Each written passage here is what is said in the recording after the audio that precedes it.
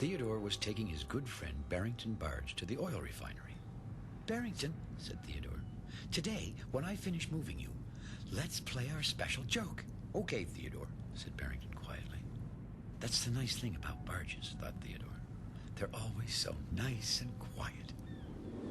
Theodore put a little extra puff into his pull. He couldn't wait to play his favorite joke with Barrington.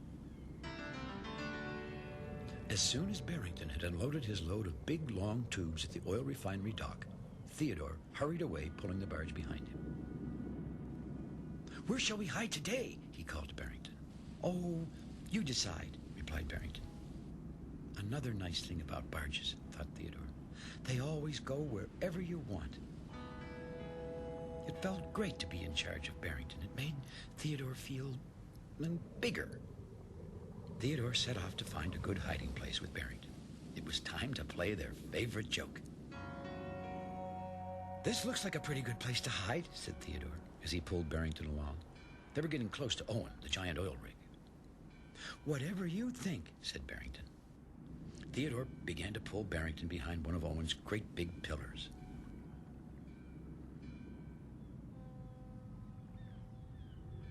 "Owen," whispered Theodore, "don't tell anyone we're hiding here." "Won't tell anyone," bellowed Owen. "No, siree, Bob. Just watch how quiet I'll be." See, Owen is a very noisy oil rig. Theodore and Barrington waited with big, sly grins. And sure enough, along came Petra, the pilot boat. Theodore and Barrington held their breath. The best part of the joke was coming right now. Petra knew that Theodore and Barrington always hid when they were finished work. It was their special joke. "I wonder," said Petra out loud, "where can Theodore and Barrington be?" Petra looked this way and that way, but she didn't seem to see them. "Owen," said Petra, "have you seen those two?" "No, siree, Bob," hollered Owen. "Oops. Oh, well, they told me to be quiet." Well, Theodore started laughing, and soon Barrington was laughing too. And Petra looked around again, and then, "Surprise!" they yelled. Theodore rushed out, pulling Barrington behind him. "There you are," said Petra. "You did surprise me." Theodore and Barrington laughed and laughed all the way back to Barrington's dock. "Tomorrow," said Theodore, "we'll find a really great place to hide." "Fine by me," said Barrington. "So long, Barrington," said Theodore, and he headed home, still giggling a little as he went. "What a great joke," he said to himself. The next morning, during the regular work meeting, the dispatcher turned to Theodore and said, "Theodore, today you will be moving Barrington, as usual." Theodore's two toots said, "Yes, sir." Theodore set off to get Barrington, swaying back and forth a little, the way he did when he was especially happy, already thinking of where he was going to hide this time with Barrington. "I bet this'll be the best day I've ever had," he said to himself. Now, as soon as Barrington had unloaded his big, long tubes at the oil refinery dock, Theodore said, "Let's hide." "Okie dokie," said Barrington. "This time," said Theodore, "we'll find a place we've never been before." Well, they found a little secret cove just beyond the big smokestacks. "This looks like just the right size for us," said Theodore. "Do you think someone will find us way out here?" said Barrington. "Oh, don't worry, Barrington," replied Theodore in his most grown-up voice. "Someone always finds us." Theodore carefully backed Barrington into the little cove and then squeezed in beside him. And the two were hidden by the rocks and trees around the cove. "This is our greatest hiding place ever," said Theodore. Well, it wasn't too long before Petra came floating by, looking for Theodore and Barrington. Of course, she knew they were hiding. "Theodore! Barrington!" she called. "Are you there?" "Shh!" Theodore whispered to Barrington, and they both tried hard not to laugh. "Theodore? Barrington!" Petra called again. "Where are you?" "Theodore," whispered Barrington.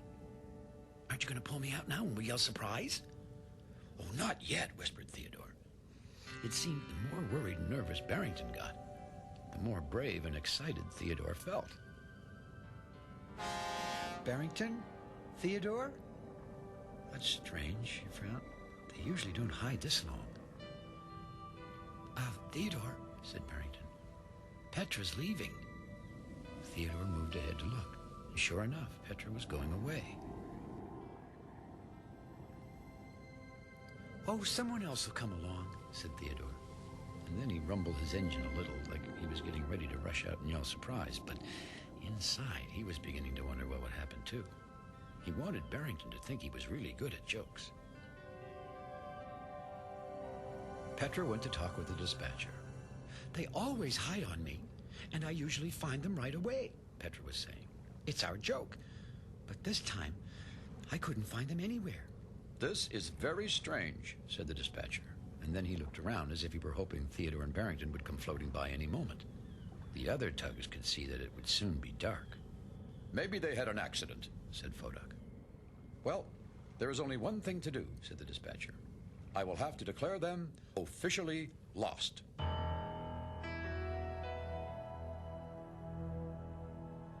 I'll ask Constance, the Coast Guard ship, to search for them. Everyone was very quiet after the dispatcher said that.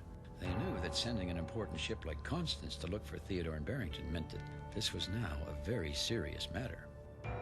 Fodak, as you are the safety tug, said the dispatcher, please go with Constance and help her search. Proceed immediately. Fodak whistled his most serious whistle and set off to meet Constance. I hope Theodore and Barrington are all right, said Hank. All the other tugs were hoping the same thing. It was now almost dark. The small cove where Theodore and Barrington were hiding was full of long shadows and strange night sounds. Now, Barrington, being a barge, is usually nice and quiet. How long do you think we'll have to hide? Said Barrington in a very quiet voice. Not long, I think, replied Theodore. Until tomorrow? Asked Barrington. Maybe, answered Theodore. Theodore? Said Barrington. Yes, Barrington. Is tomorrow a long time? I hope not, Barrington, said Theodore. I hope not. Both boats shivered. A cool nighttime breeze was beginning to blow. Just then, Barrington saw something.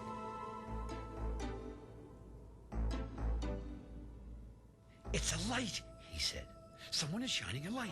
Listen, whispered Theodore. Sure enough, someone was calling. Theodore! Barrington!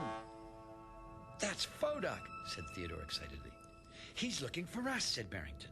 Are you ready? Whispered Theodore. I'm very ready, Theodore, said Barrington. Theodore waited until Fodak was almost past them. Surprise! They yelled. Theodore rushed out, pulling Barrington behind them. Where have you two been? An angry voice said. Theodore and Barrington looked around, and there was Constance, the Coast Guard ship, and she was shining her biggest searchlight right at them. Constance, said Theodore, what are you doing here? Everyone has been looking for you, said Constance. Do you know how worried we all were? We were hiding, said Barrington with a great big grin. Wasn't it a great joke? Added Theodore. A joke, said Constance, as if she couldn't believe what Theodore had said. Well, it's certainly not funny. You will take this barge to his dock and report to the dispatcher immediately.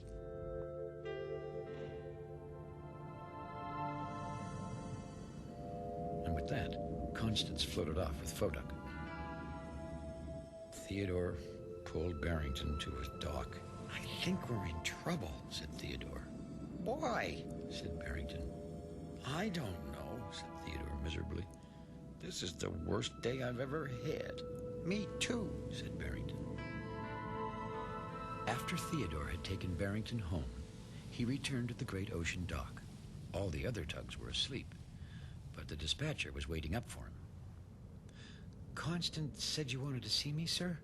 Theodore said in a very small voice. The dispatcher could see that Theodore was tired and upset. You'd better get some sleep now, Theodore, he said. We'll have a talk in the morning. Yes, sir, said Theodore, and he headed off to his dock. But tired as he was, Theodore couldn't sleep. Why is everyone so upset with me? I hope I can see Barrington again. Further along the harbor, Barrington couldn't sleep either. I hope I can see Theodore again, he said softly. The next morning, Theodore was thinking of what he would say to the dispatcher. He decided to practice on Donald Duck. Maybe, said Theodore, Barrington and I hid too long? Uh-huh, said Donald. Is that why everyone was upset with us? Said Theodore. Uh-huh, said Donald. You see, uh-huh is all Donald ever says. It wasn't Barrington's fault, Theodore continued. I'm the one who made up the joke. Do you think the dispatcher will let Barrington and me work together again? Uh-huh, a voice said. But it wasn't Donald. Theodore slowly turned and saw that the dispatcher was looking at him. You mean, said Theodore, I can work with Barrington? Theodore, said the dispatcher, the reason we were all so upset was, well, we didn't know you were only playing a joke. You were gone so long we all thought you were lost. I guess a joke isn't funny if it makes everyone worry, said Theodore sadly. But can I work with Barrington again? Well, maybe my good friend Donald Duck has something to say about that, said the dispatcher with a smile in his voice. Uh-huh, said Donald.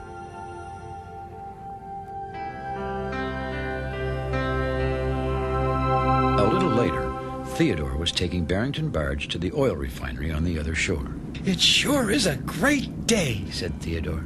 The best day ever, said Barrington.